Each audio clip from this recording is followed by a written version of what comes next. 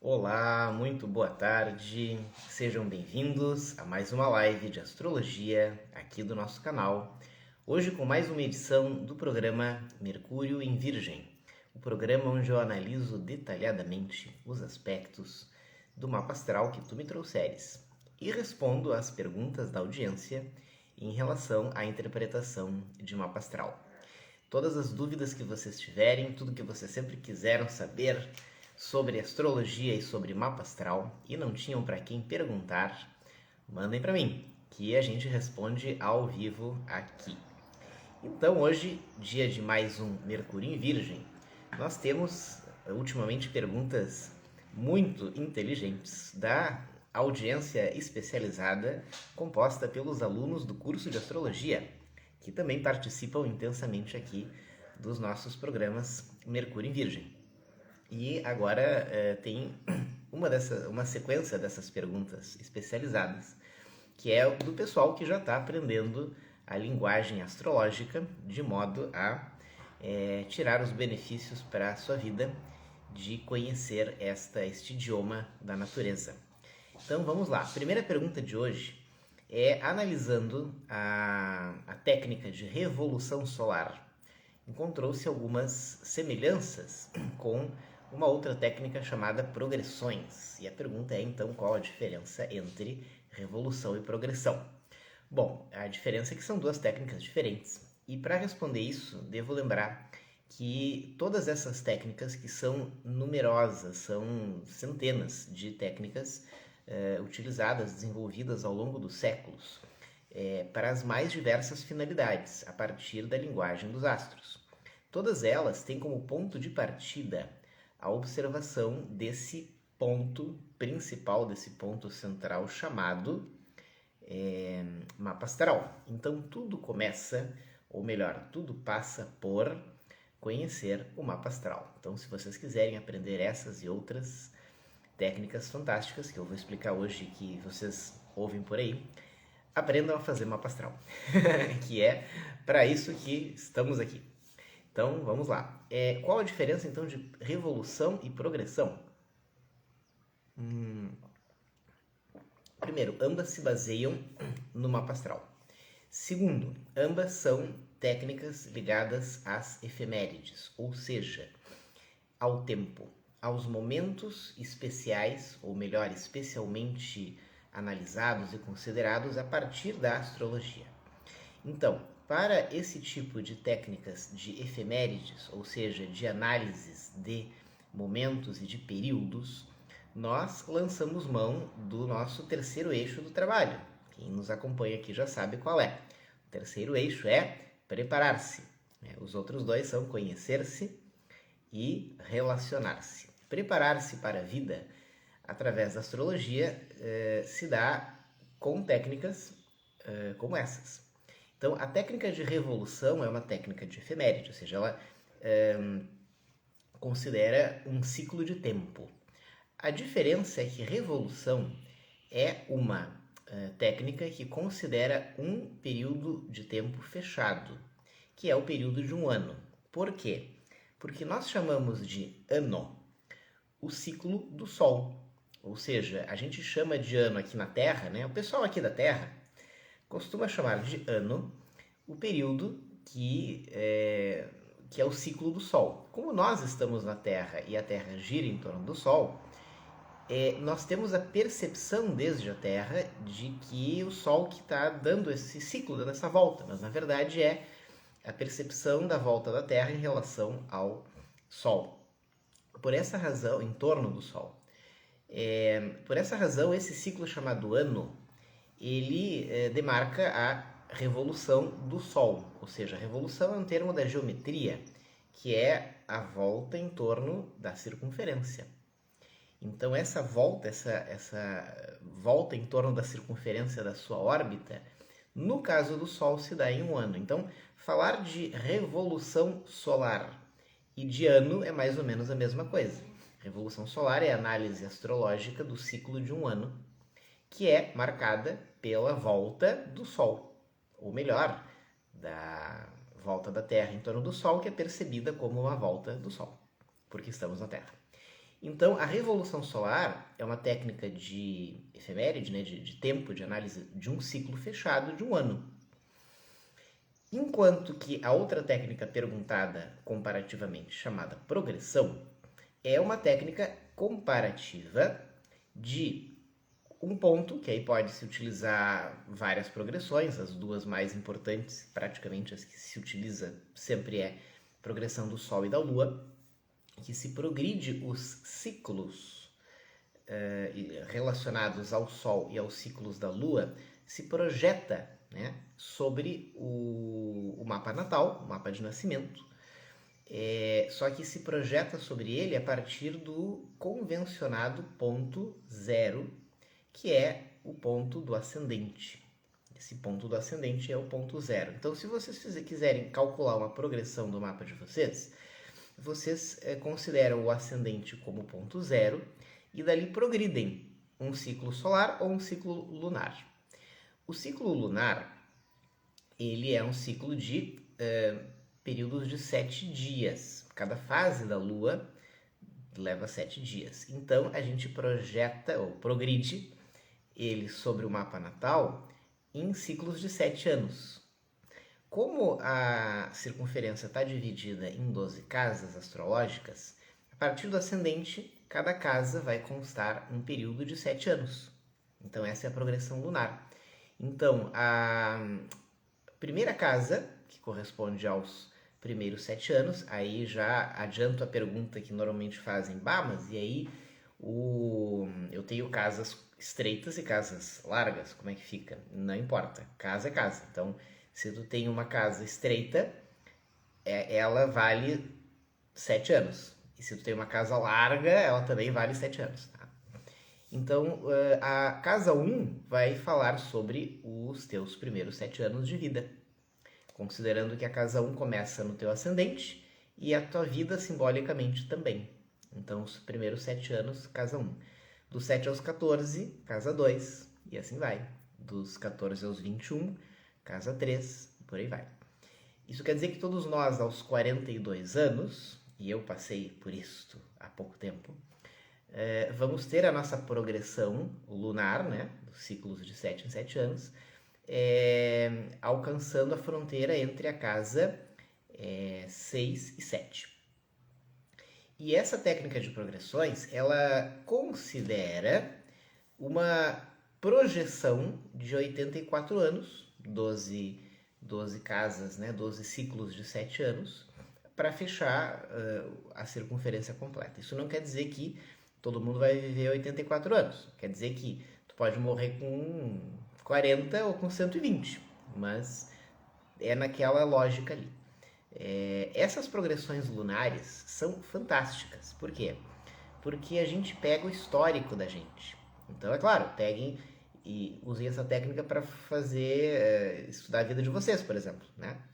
Então, pela progressão lunar, tu avanças nos anos e aí, vamos supor que tu tenhas planetas nas primeiras casas. Esses planetas, eles vão possivelmente demarcar eventos muito importantes da vida de vocês naqueles períodos. E se vocês tiverem poucos ou nenhum planeta no segmento que corresponde ao pedaço de vida já vivido, não se preocupem. Great times are coming, né? Grandes experiências ainda estão por vir.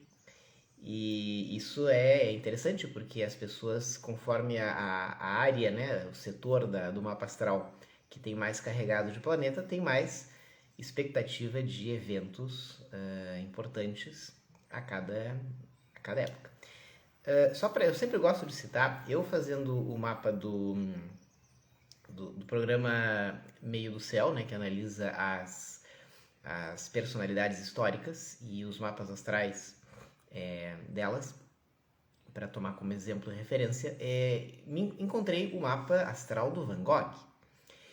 E o Van Gogh, como vocês sabem, ele morreu jovem, sem ter sido reconhecido pela sua genialidade. E depois de morrer, começou a ser muito reconhecido e foi um dos artistas mais reconhecidos desde então, né? Da pintura, pelo menos, né? É um pintor holandês do século XIX. E ocorre que o Van Gogh, ele morreu com 37 anos. E no mapa dele, a progressão lunar começa aos 37 anos. E a primeira é uma progressão lá meio atravessada da Lua. Não era com Plutão, eu tinha falado Plutão outro dia, mas não era Plutão. Era um outro que estava junto lá, que era pesado. Mas não era assim, tipo, esse cara vai morrer aqui, não. Mas ele, na primeira progressão, que por alguma razão estava muito atravessado ali, ele morreu. E aí o que acontece? Todas as progressões, todos os planetas do mapa dele vinham depois disso. E eram, na verdade, bastante afortunados. Então, se ele tivesse vivido, ele teria desfrutado de uma grande fama e reconhecimento em vida. Mas como ele morreu jovem, ele não viu aquilo. Mas aquilo aconteceu igual, porque estava previsto no nascimento dele.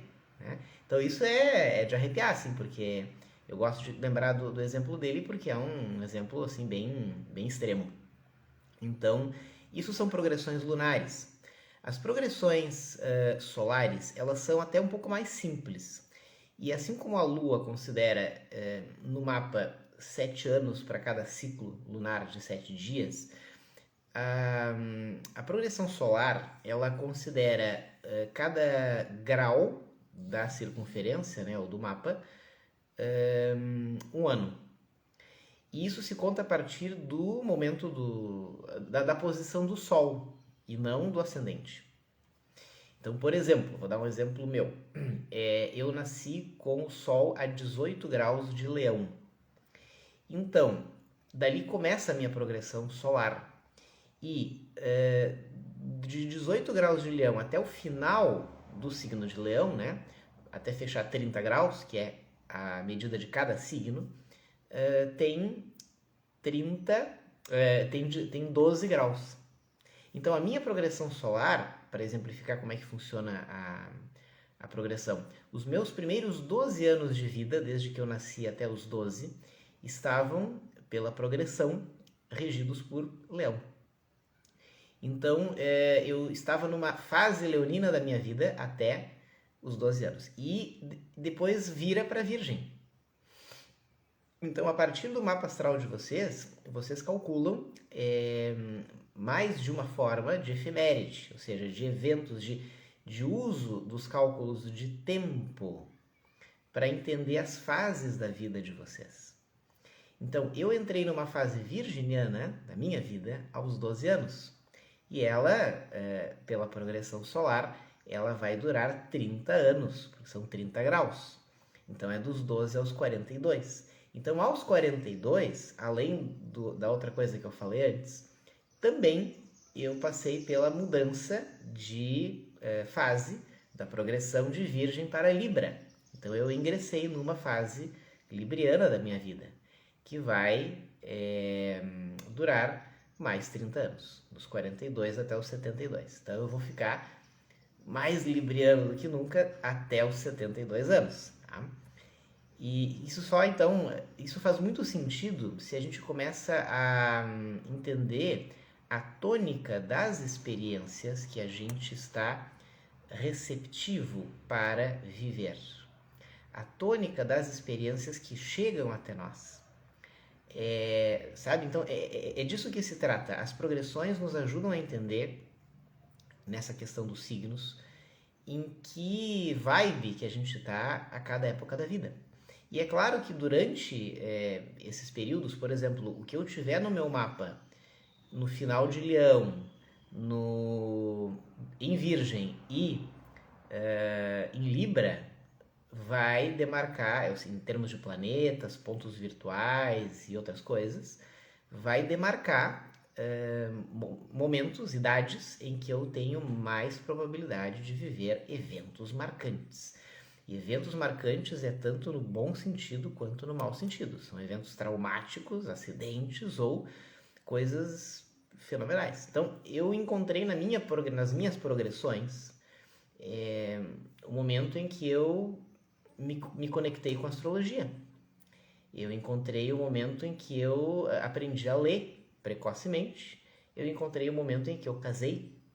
e eu encontrei o momento em que eu vim para a cidade em que eu moro hoje, que foi uma mudança importante para minha vida, e outros eventos mais particulares que para mim são especiais para a vida. E esses eventos eles ocorreram não em qualquer momento, mas no momento em que as progressões estavam tocando determinados planetas ou determinados pontos. Então, eu lembro que eu passei por muitas mudanças de visão de mundo aos 12 anos. Eu lembro que por muitos anos depois dos 12 eu lembrava, nossa, como foi aquele ano especial, aconteceu de tudo no mesmo ano, que era 12. E eu estava mudando de progressão de Leão para Virgem, né? Então é muito interessante essa técnica e ela não se limita a um período. Todas elas se baseiam no mapa astral, mas a revolução solar ela é o cálculo de cada ano e as progressões são isso que a gente explicou. Muito obrigado aos perguntadores de hoje, em especial a que está nos assistindo aí, que é a autora dessa pergunta. E vamos à segunda. Então essa aí, até eu expliquei um pouquinho mais porque é uma técnica que eu particularmente aprecio e eu acho que eu ainda vou utilizar muito essa técnica para lidar assim com o pessoal que por desconhecimento fala mal de astrologia ou xinga, né? Porque aí a gente diz, então tá, então vamos pegar teu histórico aqui, vamos olhar o que aconteceu. Porque é uma coisa muito clara, né? Muito específica ali. As coisas acontecem dentro de momentos propícios para isso, e não a qualquer momento, né? Então é bem interessante o uso dessa técnica até para a gente verificar, né? Será que esse negócio funciona? Vamos ver. Porque a nossa história de vida a gente mesmo conhece, né? Então é bem interessante. Poderia falar mais sobre isso, mas vamos adiante. A segunda pergunta é bem técnica em termos de interpretação. Agradeço a quem perguntou por isso. Por que o Marte em Câncer acentua a impaciência do ascendente em Áries? Bom, vamos lá. E a outra pergunta, que já é a terceira, mas que já vem enlaçada, por que mudam as características em alguns aspectos do Sol e do ascendente? Isso é bem interessante, porque o pessoal que está acostumado à interpretação de mapa, ou que está aprendendo, né, a fazer essa interpretação, se depara com esse tipo de dúvidas. E isso é muito parecido com a medicina. Na medicina, tu não trabalha com certezas.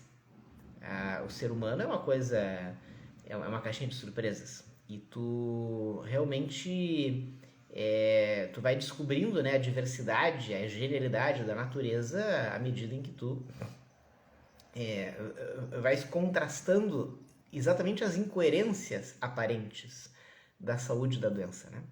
Então, da mesma forma que ocorre na medicina, na astrologia a gente vai encontrar, quando tu começa a aprender, começa a esquentar a cabeça, do tipo, por que as características de alguns aspectos mudam no Sol e no Ascendente? Vou responder a terceira antes da segunda. A terceira acaba de virar a segunda e a segunda a terceira, tá? Porque o meu ascendente é aquário, eu mudo as coisas. E o que acontece? Justamente porque cada posição altera as partes de cada signo. Como assim? Tu teres o Sol em Áries não é a mesma coisa que tu teres ascendente em Áries. Por exemplo, tu teres o Sol em Áries acentua pela posição do Sol, acentua de Áries, isso de qualquer signo, determinadas características ligadas ao que o Sol representa. O Sol representa o ego, o Sol representa o cerne, representa o eixo, o miolo da identidade da pessoa. Então, as características de tal signo vão se adequar a essa peculiaridade do Sol, no caso. Então, a pessoa que tem Sol em Áries vai ser de tal maneira, vai sentir-se internamente como ariana. Isso vai se expressar a partir de um conjunto de características. Por outro lado, se a pessoa tem ascendente no signo que for, o ascendente representa a ação, a forma de agir, como tu te mostras ao mundo, como tu te permite ser visto. Então, isso vai puxar do mesmo signo outros aspectos.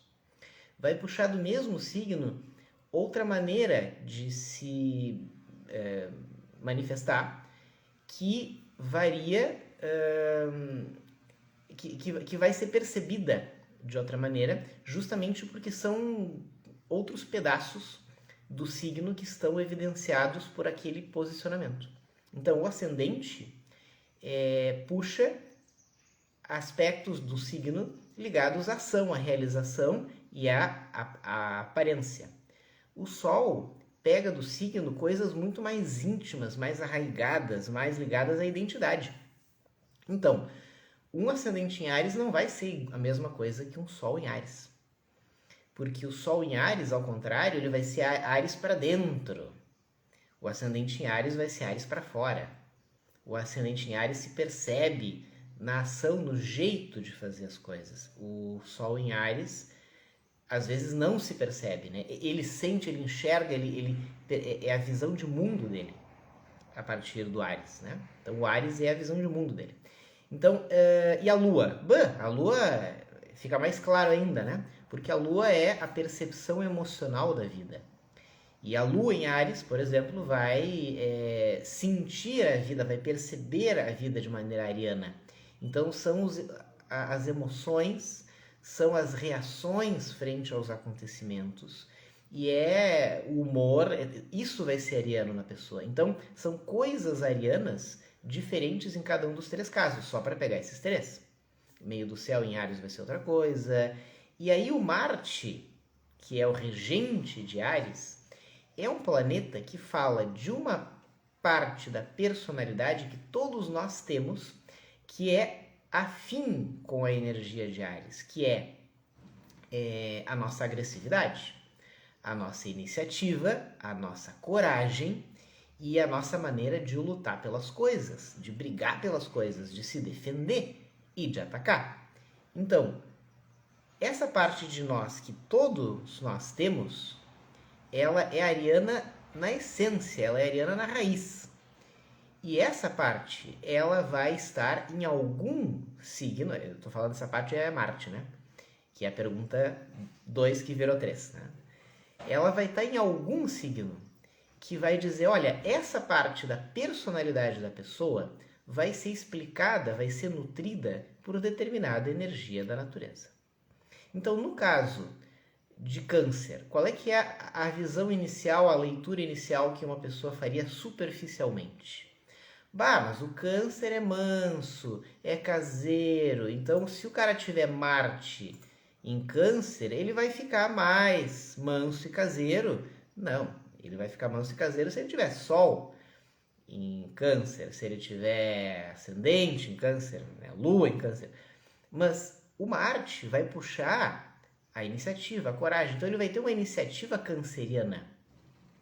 E aí a influência emocional, defensiva do caranguejo vai explicar ou vai nutrir a combatividade do cara. Então, é uma conta que não fecha de primeira. E por não fechar de primeira, torna um pouco tensa a forma de ele manifestar a sua iniciativa, coragem, etc. Por isso que o Marte, em Câncer, acentua a impaciência. Seja do ascendente em Áries, na pergunta era do ascendente em Áries, mas se o cara não tiver ascendente em Áries, ele vai ficar tenso, impaciente. Por quê? O Marte dele está num signo muito suave, e isso gera uma tensão, até porque o Marte é o guerreiro interior, e o Câncer é o caranguejo. Ou seja, esse Marte se sente preso. Lembrem que, quem estuda comigo no curso, né? O Marte em Capricórnio é o Marte exaltado, é o Marte dos maratonistas. O Marte em Capricórnio está correndo solto pelo mundo. Qual é o oposto de Capricórnio? Peixes. Câncer. Estou pensando na próxima resposta já. E o Câncer, então, é o oposto da exaltação, é a queda. Ou seja, o Marte em Câncer ele está meio preso. Ele não está bem. Então isso gera uma impaciência, uma ansiedade. O Marte em Câncer é ansioso porque tu junta a vontade de agir do Marte com o autocontrole, como é que é? O retraimento, na repressão, né? Repressão, autorrepressão do câncer, do caranguejo, que fica se segurando. Então, com Marte dentro, o caranguejo explode.